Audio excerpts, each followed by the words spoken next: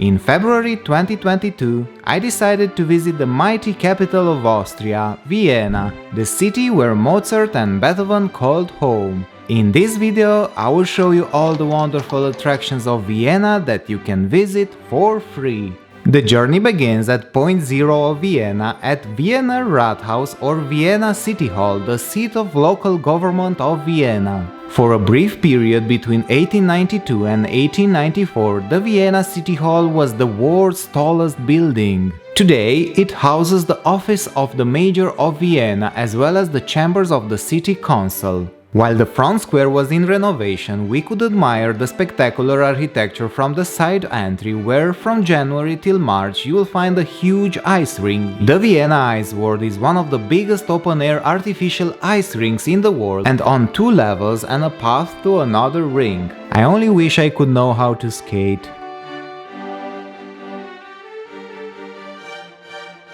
Votivkirche, or in English Votive Church, is a neo-Gothic style church located on the Ringstrasse in Vienna, for which 75 projects were submitted before the creation of this masterpiece.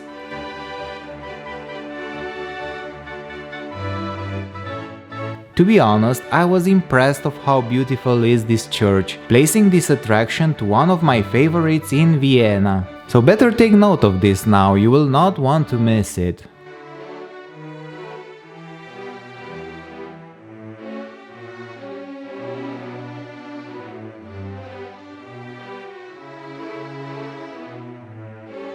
Let's go back in time and understand what was the purpose of building this church. Following the attempted assassination of Emperor Franz Joseph in 1853, the emperor's brother Ferdinand Maximilian inaugurated a campaign to create a church to thank God for saving the emperor's life.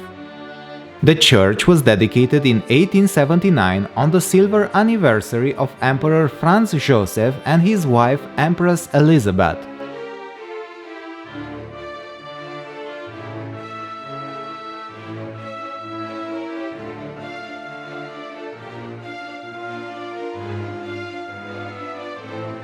Michaelplatz, or also known as the historic city center square at the end of Hofburg Palace complex. One of the joys of Vienna is finding little places to stand in and feel like you're traveled back in time. Numerous horse-drawn carriages enhance the timeless feeling. 4 huge statues of Hercules flank the opening. Michaelplatz is a market square in the center of Vienna that was built around 1725 and rebuilt in Baroque style only at the end of 19th century.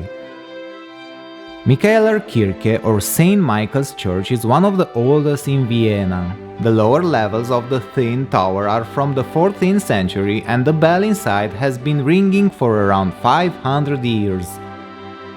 Is a late Romanesque early Gothic church, making all its neighbors seem like newcomers since significant parts date back to the early 13th century. St. Michael is famous for its Michaeler Gruft, a large crypt located underneath the church.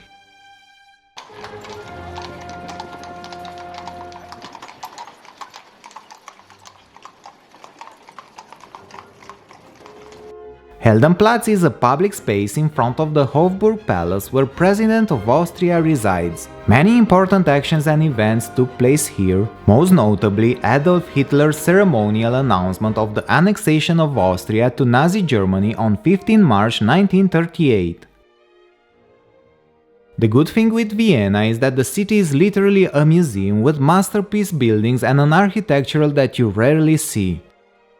Maria Theresienplatz is a large public square dated back from 1889 that hosts 2 near-identical buildings, the Natural History Museum and the Art History Museum.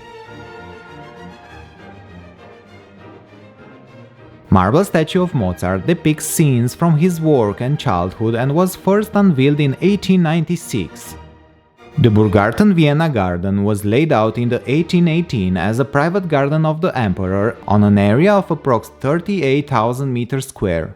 It took some time until it was opened to public in the year 1919 together with its monuments such as Mozart statue or bronze statue from Emperor Franz Joseph.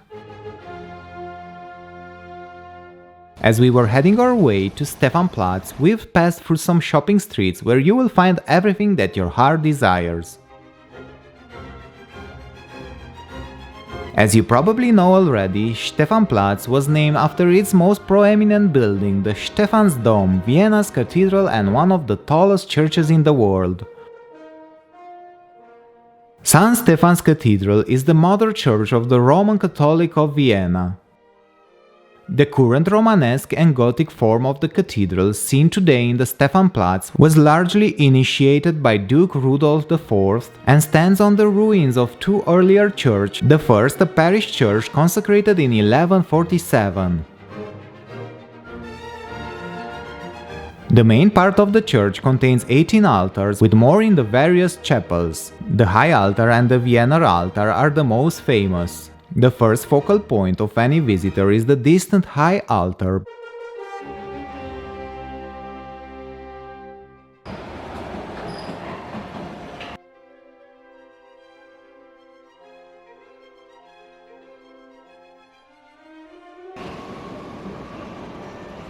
The Baroque garden at Schönbrunn was made as a demonstration of power and an ambition to outshine Versailles. Work began on the palace in 1744 and on the park in 1753. Its color is known as Vienna yellow or Maria Theresa yellow. Schönbrunn was also a natural choice for Napoleon's headquarters or Princess Sissi. The sculpted garden space between the palace and the Neptune fountain is called the Great Parterre, which has 32 sculptures. The garden axis points towards a 16-meter high hill which since 1775 has been crowned by the Gloriette structure. The gardens are beautiful, but believe me, seeing Schönbrunn in the summer is much better than now. The Gloriette was destroyed in the Second World War, but had already been restored by 1947 and was restored again in 1995. The Gloriette today houses a cafe and an observation deck which provides panoramic views of the city. While on our way to Belvedere Palace, we've spotted the State Opera, which I need to admit I couldn't take my eyes from it for a couple of seconds. But moving forward, we've reached to the main attraction of the video, Belvedere Palace. These gardens have impressed me the most and the palace architecture is breathtaking. I've been several times to Vienna but never visited this place because it is a bit more remote than the other attractions.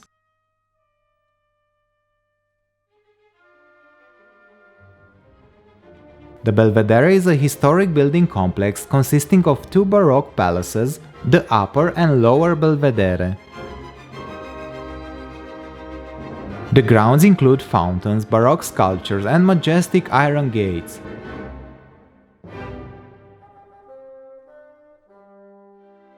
The Baroque palace complex was built as a summer residence for Prince Eugene of Savoy. Most people focus on the terraced area between the two palaces, but be sure to go around Upper Belvedere to find a small lake, a great place to take an excellent photo. These are my 15 free attractions recommended for you, my friend, places that you can visit in a 2 or 3 days trip to Vienna. I don't ask anything in return, but if you could subscribe and like my video, it will help me a lot. Share it with a friend or even with your list, you'll never know who needs this information. Check out also my videos related to new regulations, travel destinations or how to travel cheap in 2022. I am Travel and Tell No One and we'll see you in the next one.